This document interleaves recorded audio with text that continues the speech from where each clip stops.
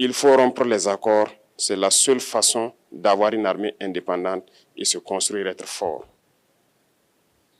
Mais beaucoup de gens ne le comprennent pas peut-être.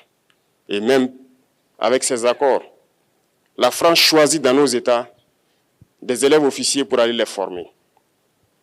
C'est à travers ces mêmes accords.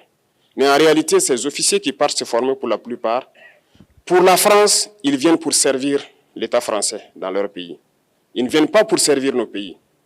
Ils les forment pour qu'ils viennent servir les intérêts de l'État français. J'en veux pour preuve. Lorsque nous nous sommes révoltés, beaucoup d'officiers au Burkina qui ont été formés en France ont été immédiatement contactés pour leur dire que c'est le moment de se mettre en action parce que vous avez été formés pour ça, pour servir les intérêts de la France. La plupart de ces officiers nous ont rendu compte, nous avons pris acte et nous continuons de suivre. Lorsque un officier formé en France arrive dans son pays et par malheur meurt soit par accident ou bien sur le champ de bataille, en France, il y a une nuit d'hommage aux morts dans l'armée, comme partout ailleurs.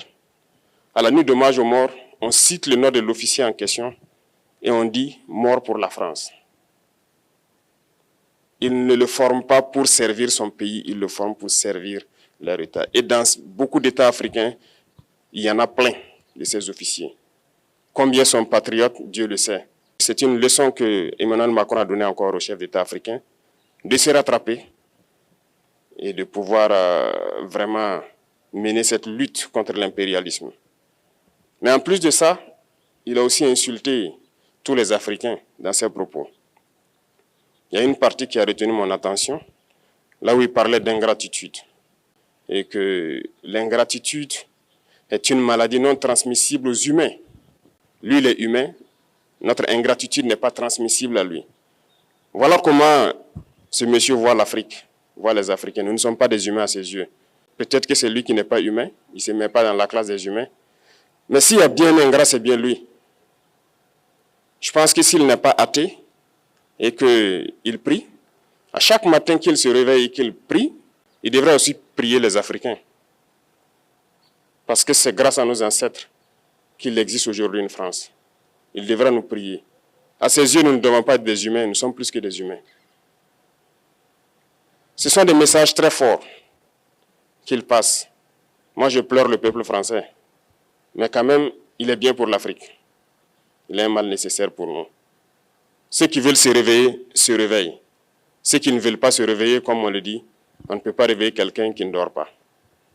Les Africains doivent se réveiller. Nous devons travailler à être indépendants, à faire au moins ce que nos peuples connaissent le bonheur. Et la lutte contre l'impérialisme, c'est ça. Il faut décoloniser les mentalités, prendre en compte toutes ces données-là, parce que le monde nous donne tellement d'exemples à voir. Pour eux, il n'y a pas de morale. Ils peuvent vous désigner aujourd'hui terroriste, mais demain, vous êtes un héros, par leur simple bouche. Ils décident de ce qu'ils font. Ils parlent de démocratie, mais ils se font eux-mêmes des coups d'État constitutionnels entre eux. Ils parlent des droits de l'homme, mais ils déciment des populations ailleurs. L'Africain doit se réveiller, l'Afrique doit se réveiller. Et le combat contre l'impérialisme est permanent.